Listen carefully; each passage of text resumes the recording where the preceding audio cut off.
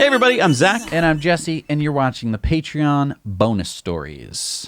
So last week, before we get into this, we talked about our Now You Know Investor Club, and we were so excited about a few of our members who made so much fake paper money in our Now You Know Investor Stock Challenge. Well, they actually made a bunch of fake paper money because they super cheated. They super cheated. We've already had a little video out to our investor club, basically telling them how upset we are at those people that cheated. But I wanted to just correct and say that no, we don't have some kind of savants who can get amazing returns. We have people who cheated to get those returns. So anyway, we're going to fix that. We're going to reopen a new thing when we find out the proper platform to do it on. So let's do a nice little story here. Let's talk about Lime. So Lime is expanding its two-seater electric mopeds into another city this week, now in New York City.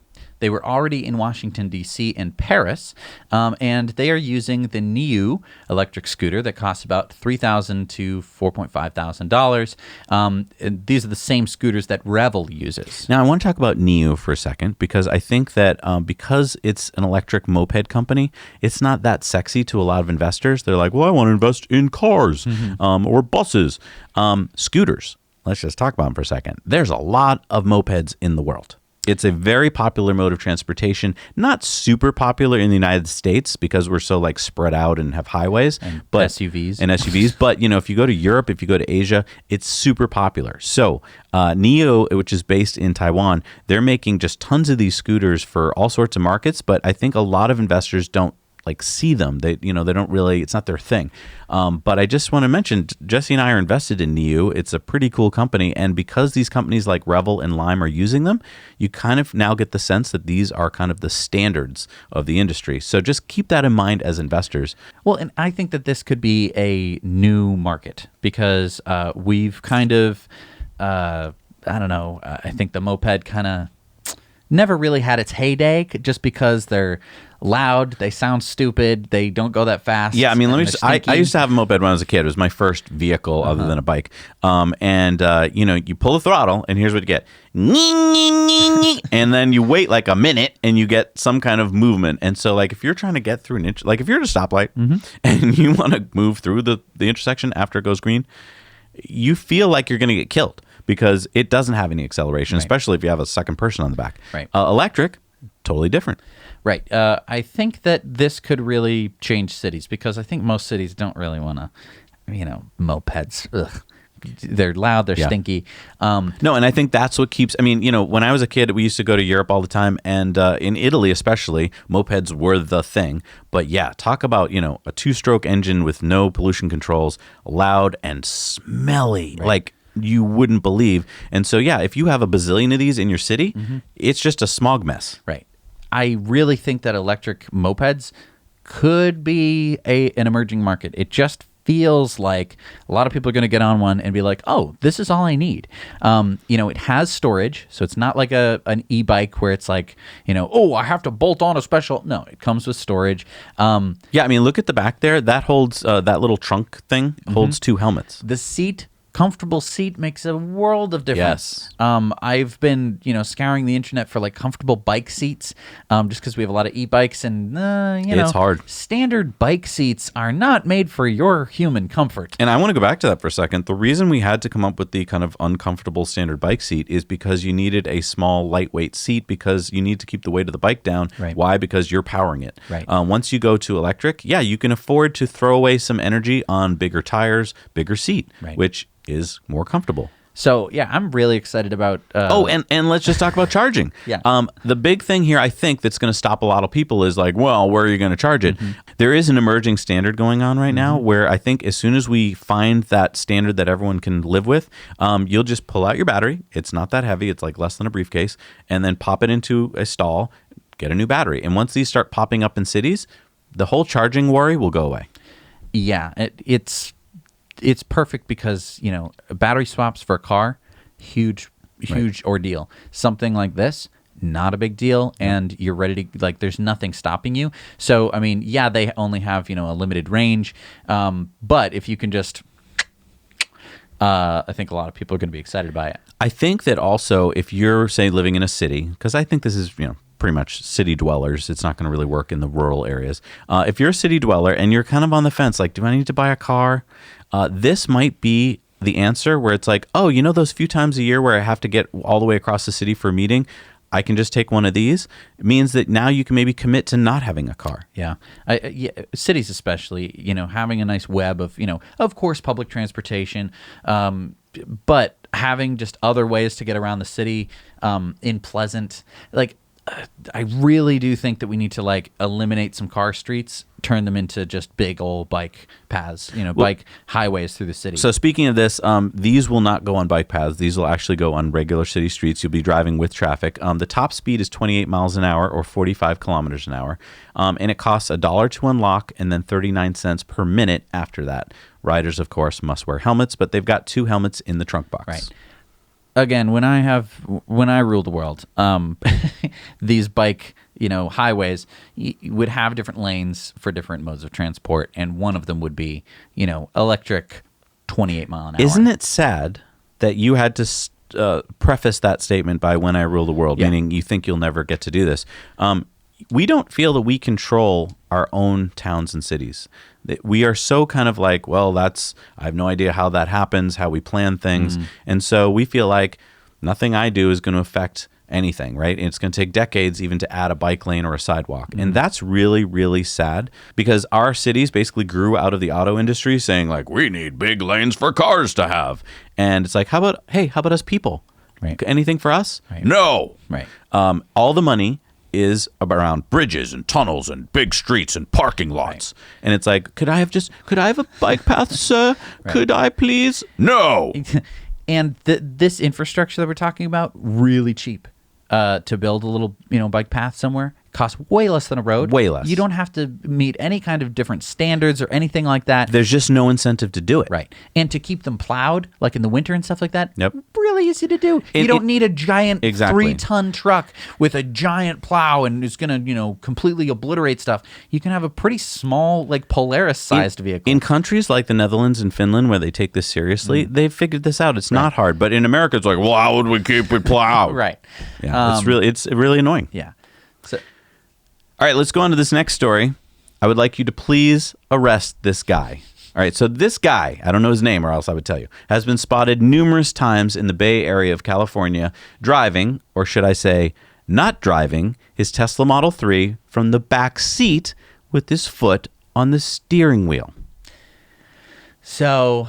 And he's proud of it. Yeah. Like, he's not like, you know what, I hope no one sees me. I'm going to put like a fake model in the driver's seat. He's like, check me out. Look at me, man. I'm in the back seat, not driving.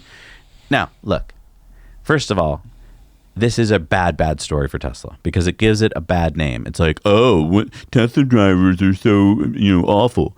No, most of us are awesome, careful drivers. It's just this jerk is giving us a bad name. I think we just let nature take its course. I am a big proponent of Darwinism. Except he's driving a multi-ton, machine which can kill people. Oh, yeah. No, if we can catch him, sure. It's easy to catch. Yeah. We've got his license plate. We've got his face. Okay. Yeah. So I'm talking to you, California DMV and police. Come on. Go get him. Go get him. But if he, messes up, smashes into something. That's the problem. The cars are so damn safe. I know. Just take away his license. He just has to wait. Just wait a couple of years until the car can actually drive itself. Exactly. And then you can do whatever you want in the back seat. I know. We all wish we could do this right now, but it's like, yeah, just come on. All right, let's talk about Elon's salary. So you may not remember this, but for the first basically decade of Tesla, Elon got bupkis for salary. He got nothing per year. Why? Which is odd. I want to point out this is not a common thing in the auto industry. Auto execs get paid up the wazoo. Okay, they make tons of money in their salary. And one of the reasons why he didn't take a salary was Tesla was basically running on the edge of bankruptcy for many, many years. I mean, they were just, every time they'd get close, he had to go to friends and get some extra money, throw it in the pot to make it work. So he forewent a salary.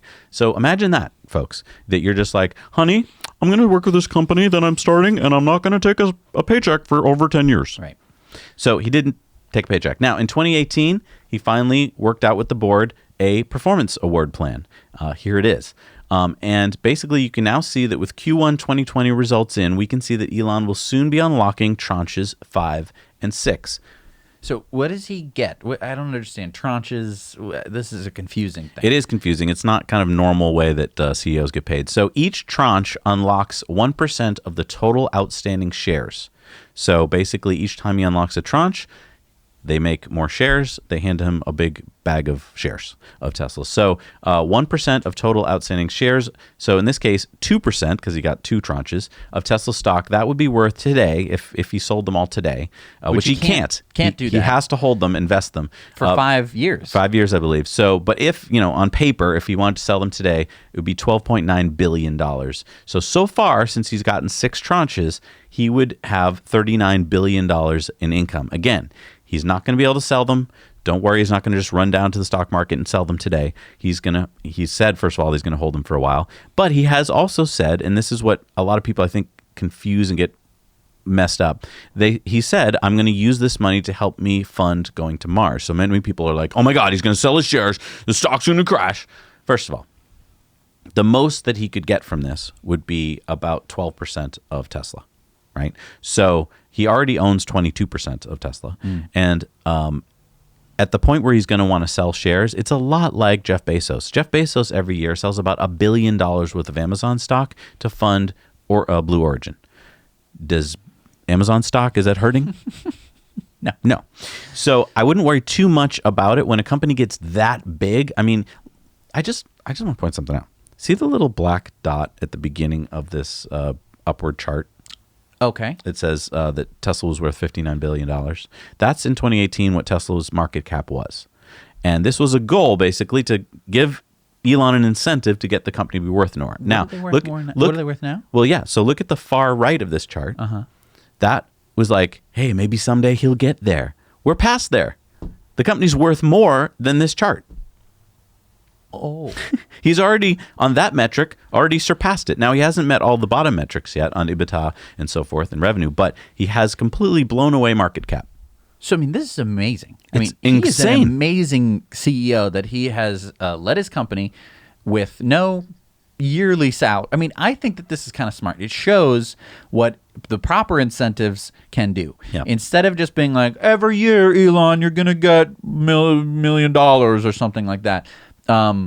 He has a huge incentive to make the company actually do something as opposed to just sit there, look pretty, don't do anything. I want to talk about golden parachutes. Built into many CEO and executive salary plans is a golden parachute, which is basically once you leave, you'll also get a big bonus of options and money. And so if you think about it, there's not a whole lot of incentive to do a great job because you're like, well, if you fire me, board, you're going to have to pay me a lot of money. That is messed up. I'm sorry. That is messed up. You want a CEO who is driven to make sure that the company does well while he or she is on watch. Not like, well, I'll see you guys. Right. Been fun. It's like having the fox guard the hen house. Exactly. I mean, like by having the executives, make, oh, this is a cushy deal for me. I don't have to really do anything. Right. You wonder why Ford and GM and a lot of these other auto companies look like crap. Yep. It's because there's no incentive to stick your neck out. Just, I mean, of course they're going to fire me at some point because I'm not really doing anything. But as long as they don't fire me for doing something wacko, I can extract a couple more years of salary from this job. Yeah, I want to talk about the company Makani. It's a company that was trying for over a decade to make a wind-powered kite. Mm-hmm. So basically, the idea is that if you take a wind turbine today, that blade cuts a certain circle, right? And if you can take that blade and basically put it up into the air and let it fly a bigger circle, you can make more energy. Great idea. The company never went anywhere. The main reason I think it had a brilliant team of engineers and people, but the main driving force that was financing it, they got Google X to sign on at some point. And Google X is basically a check writing service. It's like, hey, you got a great idea? Here's a check. Now, you might say, that sounds awesome. Google, thank you for funding these things. But here's what happened. You should go watch the documentary about Makani. Is in the beginning, they're this small team of people trying to make things work, and they're iterating as fast as possible. And then when the money starts coming in, they're like, a big bloated team of people who are like, well, next year we're going to test that thing. Right. And then the year after that, we'll test that other thing. And you just see the iteration just drop. Right. And then they went on and Shell bought them or invested in them. And again, it was like, we don't have to do much. And then the company basically stopped making anything because wind energy, the traditional wind energy, got so cheap they couldn't compete. And I kept thinking back to Elon, and I kept thinking, like, would it have happened if Elon had been the CEO? And I'm like, no. At some point, he would have seen the problem. He would have seen, like, oh, crap, what are we going to do here? And he would have pivoted. He would have figured out the solution instead of just, well, we have this 10-year plan and we're going. And again, I don't want to take anything away from the engineers. It was the leadership. It was the money. And it was the incentive structure. And this is what's so amazing about Elon. Everyone in the press made fun of this compensation plan, but it worked. Right. Look at where the company is today. Absolutely. Just right out, just home run. Huge. I would love to go back to 2018. Yeah. When everyone was like, oh my God, look at how much money he's going to make. And be like, but let's just see where it's going to go. I remember at the shareholder meeting, people were, like, we should fire Elon. Yep. This is a ridiculous plan. Yeah. And it's like, okay, so if you had Tesla stock 2018, and then if you held on to the stock Right. further to like 2019, 2020, now, Right. you'd have made a lot of money. Yes. And And it's only just beginning. Like, we're not financial advisors. Please don't take our advice. Right. Do your own independent research. But, and because we are long Tesla Right. stock. But this is not like, oh, well, this is the peak. No, Tesla hasn't even delivered on a lot of the things that they're going to deliver on. Earlier in the show, we talked about Lorena Gonzalez, the assemblywoman from California who told Elon Musk to f himself, and also is a PG&E shill, just doing whatever their bidding is.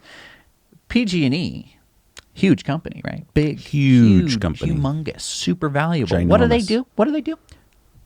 Flick a light switch, light turns on. That's all they do. Okay? Yes, there's all sorts of complicated stuff, but all that really matters, you flick a light switch, the thing turns on. They're a monopoly. Right. You can't choose anything else except, you could put solar on your roof and put batteries in your house. And you know what they said? Lorena, get down there and stop that other company from competing with us Yes. as long as possible. This is America. They should not be allowed to compete with us. Now, I'm sure that Lorena was probably like, could you maybe come up with the glossy PR thing? Like, no, we got to stay quiet on this one. Right. It's going to be you getting out there in Right. front of this one. And you might wonder, how come they chose her? She's just like the small assemblywoman person like that no one's heard of. Why didn't they get some bigger group? Because they don't want to be heard from, and not many people would have taken on that fight. It's a pretty stupid fight to Right. take on. You're not going to win. Right. It's so freaking upsetting. But here's the thing. PG&E could go away, by and large. They are going to go They away. are going to go away because if you can make all the power for yourself, Yes. and with the property that most people own, you can make all the power that you need. Now, I'm not saying everybody. I'm not saying if you live in an apartment in a giant building, that might be a little bit more complex. Although I will say someone owns that building, some landowner, and they have a roof, and they could put in. And they have giant walls. We've talked Yes. about lots of this stuff, and there's lots and lots of efficiency things that they can do. Not just, insulating things. That's a huge one. And it's not just replacing the light bulbs. It's heating systems, cooling systems, geothermal heat pumps. Yep. There is so much efficiency that we can unlock. There is so much power that we can unlock that we are currently just throwing away, Yep. or spending energy to do away with. If you have a roof on your house and it doesn't have any solar on it, it's heating up, and that heat is getting into your house, and you're fighting it with insulation, and you're fighting it with air Exactly. conditioning. All of this I know that could be. The biggest thing that you're saying right now is, well, if this is true, Zach and Jesse, then why is no one else talking about it? Because there's a big vested interest that no one else talk about this. Right. And so they go around, PG&E goes around and says to politicians, basically, hey, you want to be on board with us? Right. We'll put money in your coffers. Right. Or do you want to be against us and we will put up a candidate against you? Right. And so you might be thinking like, well, you're the only ones talking about this Mm-hmm. stuff, Zach and Jesse. So I think you're just in la la land. No, it's because this on paper, in physics, in the world, this makes sense. It's just that we've been all bamboozled by these other companies to think that there's only one way to do it, and that's to pump something out of the ground and burn it. It would be like if I was the only hat company, right? And I went somewhere else in the world, and that's where I mined the hats out of the ground, and everyone needed a hat for some reason. And you'd go like, oh, if only we could make our own hats.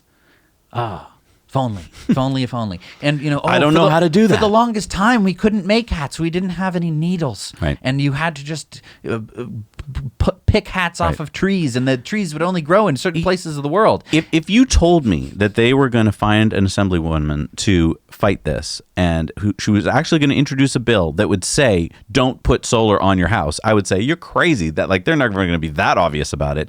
They're desperate right now. They are losing the battle, and they know that they're going to lose if they don't do something. And it's a little tiny thing.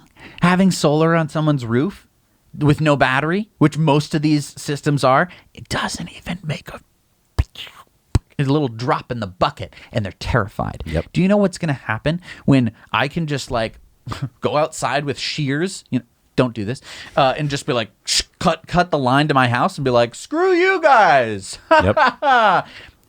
In places like Massachusetts, it's illegal to do that. So it's illegal. It's called tax evasion. Yep. If you cut obviously not with shears, but there's no way for you to legally be off grid. Exactly. You have to be on the grid, and you can't have a house that's not connected to the grid, because then it wouldn't fulfill occupancy requirements. Exactly. And you wouldn't be able to live in it. Exactly. So that's how messed up everything is. No, and when I tell people this, and I get letters from people in different states where it is legal to go off grid, they're like, you don't know what you're talking about, Zach. And I'm like, look up the laws in Massachusetts and many other states. And it's not just about power. I know that a lot of people are like, oh, it's